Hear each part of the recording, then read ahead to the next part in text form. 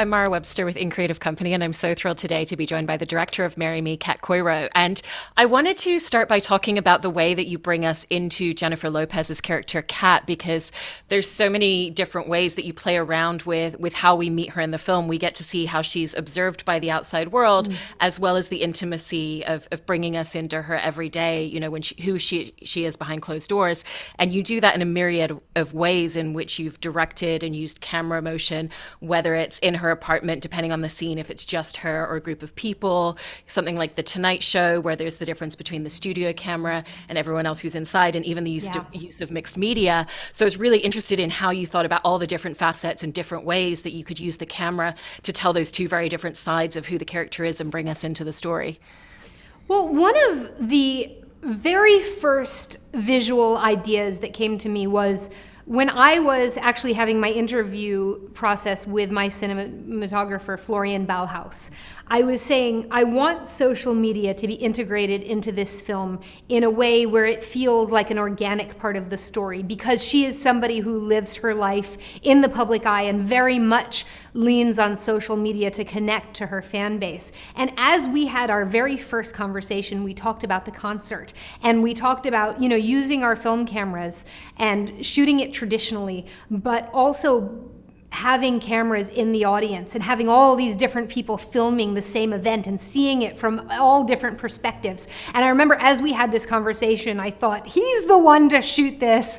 And, you know, that was something that we, you know, took with us into production, was how can we, you know, be filming it like a traditional movie, like a very classic traditional movie, in fact, but also see all these different perspectives and see that wherever she is, she's being filmed. And so you're not just watching her as an audience member, you're also inside this world where she's being filmed. We added the character of Kofi, who's the predator, who's that videographer editor who follows her around. And that was, you know, that's something that Jennifer has in her life. And when they first sent me out to kind of observe her, I went to Vegas where she was doing her residency, and I went into her suite, which was her dressing room. And it was like an intimate meeting between the two of us, but there were so many people around. There were assistants, and there were wardrobe people and stylists, and then there was this guy banking content. And I remember looking around and saying to our producer, Elaine, we have to capture this because this is something that I've never really seen.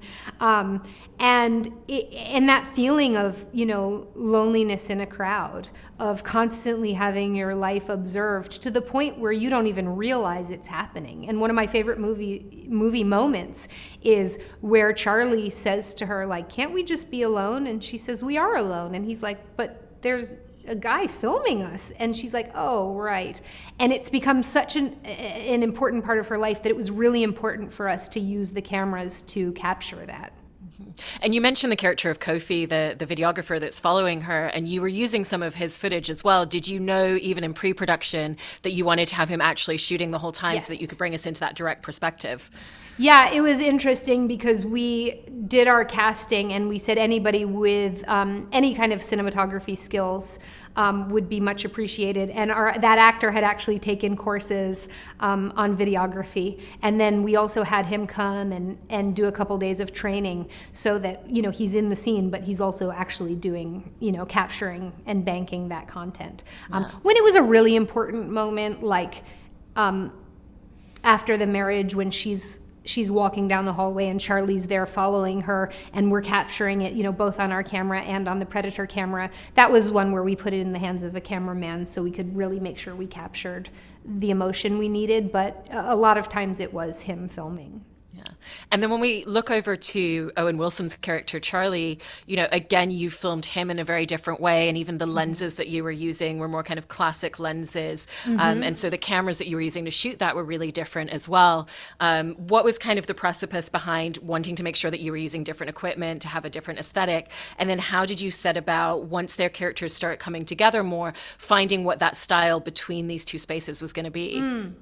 You know, that's very observant because it's absolutely something that that we talked about, we often would stage Kat Valdez so she was in the center of the room, with the camera moving around her, because when you're in the orbit of a star like that, that's kind of how it feels, is that the world, centers around her. Whereas with Charlie, it was much more traditional camera coverage where he was just passing through. Another visual thing, and it's not to do with cameras, but we always tried to put her up high. She's on a stage. She's in an airplane. She's, her apartment is 40 stories up. When we have that scene after Madison Square Garden, it's a rooftop party. And when, after the press conference, her car, it was scripted as an underground parking garage. We put it up on a rooftop. And then Owen's character, he lives in a ground floor apartment. His class is on the first floor of a real school in Brooklyn. And, you're playing with this idea of someone who is really grounded and down to earth, and someone who is literally living in the twinkly lights and the stars and the clouds. And so it did become about evening that out and bringing her down, but also bringing him up. Mm-hmm. And when it comes to the music in the film, you've mentioned that for you, when you saw any moments in the script that had even a snippet of a song, that you really wanted to bring us into that musical moment and have enough of the song for us to really live it and feel it. And what's great about that is that, when we look at the character of Bastien and Kat, they both express themselves, and we learn so much about their inner worlds from the lyrics that they're writing and how they express themselves creatively as well. So how did you approach kind of putting together those scenes and making sure that you were giving enough of a viewpoint into those moments? Well, one of the coolest musical moments for me was, one of the hardest scenes to get was where Charlie comes and essentially breaks up with Kat because he doesn't feel that he fits into this world. And, there's a part of you that's like, you've had this great time together, nothing really bad has happened, she's just a woman living her life and doing her job. Like, are you really going to be that threatened? And I never wanted him to feel like someone who was jealous or petty.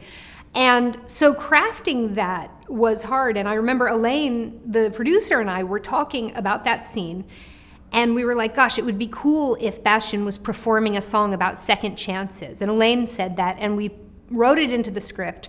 He does something about second chances. And those pages ended up going to Maluma, who went to his recording studio with his writing partner and wrote Segundo, which is a song about second chances.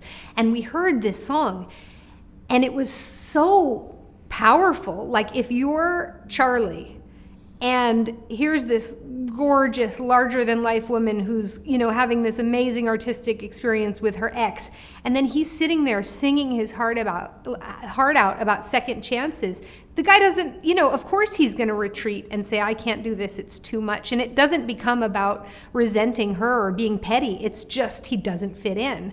And so that's a song, it plays out underneath that whole scene where he's breaking up with her, and we timed the dialogue to be exactly the length of the song so that, when they clap, she gets pulled up to the stage and he's left behind. And there were moments like that throughout. No song is ever there just, because it's a cool showpiece or because we need a musical interlude. They're all there as part of this story. Before Charlie and Kat get intimate and spend the night together, she comes to his school and opens her heart and plays a song that she wrote when she was 16 years old. And that's the moment where he really falls in love with her because of her generosity, and not because she's so beautiful and so talented, but because she comes into this school and gives to his students, and that's the most important thing in his life. Yeah. And so it was really fun kind of crafting those songs to go along with the emotional narrative.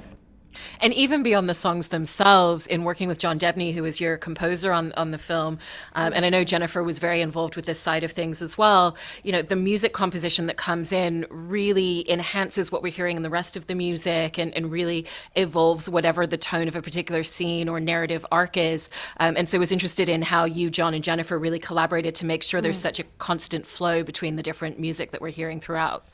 Well, it's really funny because when you have a film that is based on pop songs, the initial instinct from all of us was to have a score that kind of fit into that pop aesthetic. And so we originally had a composer who was more in that world. And as the film started to come together, it didn't feel right. It felt like we needed to go to something more classical that allowed the pop songs to live in their own world. And so John, came on a little later.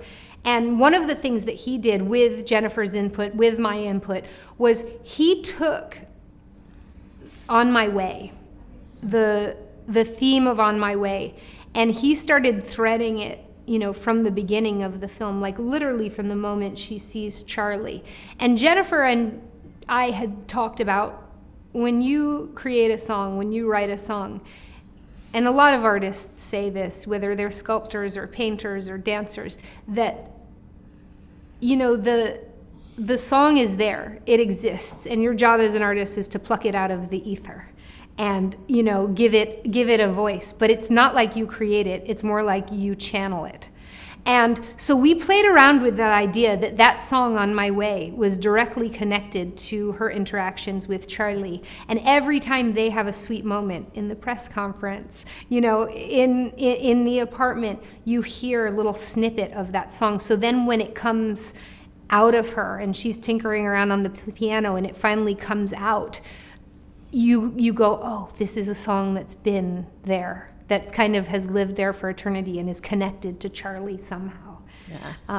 And so that was a really fun process. And yeah, John is amazing. I love him. And with you saying that there about the way that was interweaved, for all of the Charlie moments, was that also the intention between the way that Marry Me is like the fabric of the film in so many ways, and even the fact that we hear it at the school dance, but right before she kind of changes the trajectory and goes up and sings her song? Yeah. It's like if On My Way is Charlie's song, Marry Me is Bastian's song. And part of what makes Charlie freak out and just go into himself and pull away is like, that's the song that she was going to get married to. And now she's doing this super sultry, romantic version of it at Madison Square Garden for the whole world to see. He can't handle it. And so, I think with On My Way, we wanted to play with this idea that you don't know what direction she's going to go, but I like that subconsciously it was always Charlie. And with Marry Me at Madison Square Garden, that was actually filmed in the middle of one of Maluma's concerts. And obviously with that, you don't have the opportunity to go in and film multiple takes and come in and do different coverage. And so what was the pre-production of just filming a scene like that for the movie, knowing that in the middle of the concert, you had one take to go in with your camera crew and get everything that you needed for that scene? So the way we did it is we filmed the Marry Me performance in the empty Madison Square Garden while Maluma's crew was loading things in. And so we were able to shape that performance and, do a few takes of the song. During the concert, we had Jennifer rise up completely unexpected to the audience, and we had our Steadicam on the stage and we had all our cameras in the audience. And she came up and we captured the audience reacting, and the screams that you hear in the movie are directly from that moment of people losing their minds that they'd gone to see Maluma and now they get both Jennifer and Maluma. And then, one thing we came up with all together was that they performed a different song that was a previously released song with a similar tempo and choreography, so that we were able to get those big, wide, scopy shots and, integrate them into our Marry Me performance. So that was a real kind of feat. And it had a lot to do with preparation. I had long rehearsals with Jennifer and Maluma where we talked about emotionally how important this was, the little moment where he goes and almost touches her face, and having Charlie see that and be like, no! It was all conversation. And then, of course, once they're out there, you have to let them just do their thing. I remember my script supervisor was like, his button is unbuttoned. And I was like, yep. And there is nothing we can do about it. They are in front of 20,000 people. And now, all bets are off. But they're just so amazing that my job at that point is to step back and allow them to do their thing. And when it came to the musical performance where it's supposed to be the marriage ceremony, what's great about that is that you had the chance to work with so many of Jennifer's crew, with her Yep. lighting crew, with the production team. It was her longtime choreographer Yep. working on how you're going to tell that story on stage. And so, what are the ways in that really enhanced how you're telling the story in that moment, and also how you thought about how you wanted that scene to play out? Well, one of my pet peeves in films is, when someone is supposed to be a great artist and then you see the art and you're like, huh. Or, they're supposed to be this amazing recording artist and then you hear the song and it doesn't quite feel that way. And, one of the things going into this is like, damn, these concerts have to feel so legit and authentic in order to sell who this woman is, and especially with someone who's as well known and as consumed as Jennifer is. Like, we can't go in and not have it be at her level. And so bringing in her team was essential to the authenticity. And, her choreographer, Tabitha Duomo, her stylist, Rob Zangardi, her, the laser light people, that's a completely different skill set than our amazing gaffers. And our cinematographer was like, we need to have the LED walls. We need to really sell this as a real concert. Otherwise, it's going to feel really anticlimactic.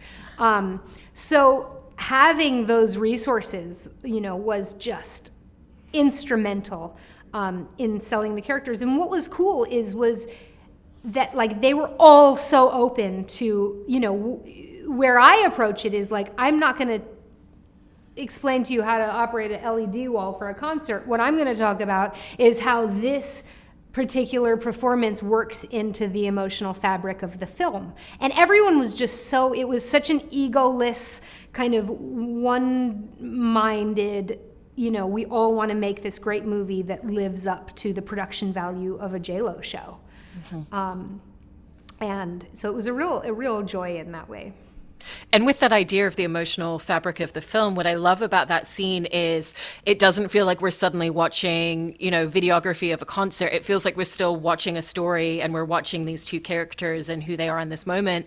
And so how did you think about the framing of Jennifer in that moment? Because when she finds out that Bastian's been cheating on her, the camera's really close on her in a particular way where it feels incredibly claustrophobic. We're seeing her world, compressing in on her, trying to process and figure out what she's going to do. And then when we kind of reach the moment where she sees Charlie in the crowd and she's starting to kind of make that connect and make that decision, the camera's really close on her, but it feels very different. It's a different type of intimacy and connection because you always bring the camera into character in that scene. Look, my cinematographer, Florian Ballhaus, is a master. I adore him. And part of what I adore about him is that he is a technician and he's a brilliant technician, but he's also a storyteller. And, that concert, that whole concert of their wedding, all those performances we filmed in 2.5 days. The breakdown, church, like Bastian's performance. And so we got very, very micro in our prep, and we had storyboards, and each shot was planned in order to tell that story. And I love working with Florian because he looks at it, as an artist and as a fellow storyteller. And it was interesting because while we wanted the production value of the concerts, we definitely never wanted to feel like we were using concert footage. We were inside that story. We were with those characters. Same when we were on Fallon. There was an argument because of our budget and because of time of like, let's just use the Fallon cameras and it can play that way. And we were like, absolutely not. And Florian was a huge part of like, we must be in with these characters, otherwise it won't have that emotional impact. And with the moment where she makes that decision to bring Charlie up on stage and marry her, what were the challenges in filming a scene like that? And how did you work with Jennifer and Owen on making sure that the beats land? Because it's such a crucial moment story-wise, and the audience has to believe both characters. It has to believe that she was about to marry, who she thought was the love of her life, and that she's making this decision. And then we also have to believe that his character, who very much paints within the lines in every aspect of his life, is open to coming up and doing this thing in that moment. And so if we hadn't fully been on side with either of them or believed either of them, that scene wouldn't have worked. But it fully reads for both of them. Yeah, look, I mean, that was always the scene where if we can make this scene work, the movie has a fighting chance. And Owen, I remember him saying, we've really got to make this work, otherwise it's ridiculous. And it was, everybody understood that. It was all hands on deck for that moment of like, how do we ground this in reality, but still have it feel escapist and fantastical and big and spectacular? And a lot of that came in the building blocks leading up to that moment. One of the huge changes that happened in the script very late was Charlie originally didn't have a daughter. And it was actually a meeting that Elaine and I went to with a studio head who said, there's something missing from that character. Maybe he should have a kid. And it was like a light bulb went off, and it was like, then he's not doing it for himself. He's not doing it because his friend dragged him. He's doing it because he's desperately trying to connect with his child. And that moment where she pulls him up, that's not about him feeling that he has to do it, even though she's beautiful and he had a little spark with her. That's about, my kid will never forgive me if I don't do this. And that was something Owen was always, it was so awesome. It was one of the huge things he brought. Like any choice that Charlie made, he would be like, but how is this going to affect Lou? And how is this going to affect her? And I don't know, like, are we going too far? Like, would he ever do this? And so having that element on his side was really important. And then, Jennifer really had a hand, and Elaine, in those words that she said when she's up there. And one thing that Jennifer did that I thought was really cool and brave was when we filmed that monologue after she finds out Bastian has cheated on her, she actually had an audience of background while she was doing that. And there was no reason for that. Technically, she could have been doing it to the empty house because our cameras were all on her. But I think having that audience made it so much more vulnerable and scary and gave a sense of what was really happening there, which is a public breakdown in front of your fans. And so, yeah, there were so many levels to it. Also just having him really listen to her, and that's another thing Owen said. He was like, what she's saying up there, like, directly relates to me and what I've been going through in my life as Charlie. And so having them, see each other and see someone who gets you, many little moments came together to make that moment work. And with what you're saying there about the way that Charlie's choices always needed to feel very true to him and true to him as a dad, what's really refreshing in watching the film is that you're watching two characters come together and neither of them are compromising or changing who they are to be with the other person. Based on your reaction, I was going to ask, if that was something that was really important to you, to Jennifer, to Owen, and to the rest of the team in making this film, that was the messaging that always came across, and it's about two people just finding the space between them that works rather than either crossing over to the other side. I mean, one of the things early on was like, oh, they're in their 50s. Like, should they be younger? And I'm like, no, what we're exploring here is mature love. And yeah, when you're in your 20s, you give up everything. You fall into a fugue state. You do anything for this person. When you get older and you've established who you are and what's important to you, love has to be something that integrates into that life. And I mean, I would be so upset if I made a movie where a woman with all that power and artistry and talent decided she was going to shelve it for a guy. And the same token on Owen's side, like he might not be a rich, famous guy, but he's a guy who's very secure in himself. One of these little tiny details in the film is that Charlie always packs his lunch, and he packs his daughter's lunch. And when everyone's ordering food in the recording studio, he's got a little stainless steel tin. And he's a man who lives a sustainable lifestyle and is very careful with his choices in life. And I love that. And I love that he doesn't change that just because now he's, dating someone who rides on private jets. He has a integrity to him. And to me, it's like, that is so romantic, much more than throwing it all away to have this kind of crazy love. It's enduring love. And what's fun as well is you kind of get to play around with some of the things that we're used to seeing in romantic comedies. You know, it's usually the female character that has the best friend there that delivers great comedy. And here you've got, you know, it's Charlie who's got Sarah Silverman. So you're really able to lean into her comedy in a great way, because with Kat, we're seeing her with her team around her instead. And what were some of the things that you really enjoyed in getting to play around with the genre a little bit in that way? You know, on the one hand, I just fully embrace the genre and I'm not afraid. I think when romantic comedies go wrong is when people are afraid, you know, oh, we've seen that before. That's cliche. That's a trope. I'm going to reinvent the wheel. Like, it is a beautiful genre that has, you know, recurring themes. And I don't care if we, you know, did a lot of those things again, running through the airport, holding up the sign, all that stuff. And the wacky best friend is a trope. It is something we've seen before. But again, we've never seen these characters in that way. And I did love the idea that, you know, Kat lives in this world where everybody is on the payroll. Like, and that is a reality when you get to a certain level where, you know, it's that loneliness in a crowd. And that was a huge part of the theme. You know, and having, like, John, I mean, I just love John Bradley in the film. And I remember when I first met with him, he said, I feel that this character is like a duck, where, like, on the surface of the water, they seem kind of calm and collected. And then under the water, their feet are going like this. And, you know, trying to, like, catch up and process it all.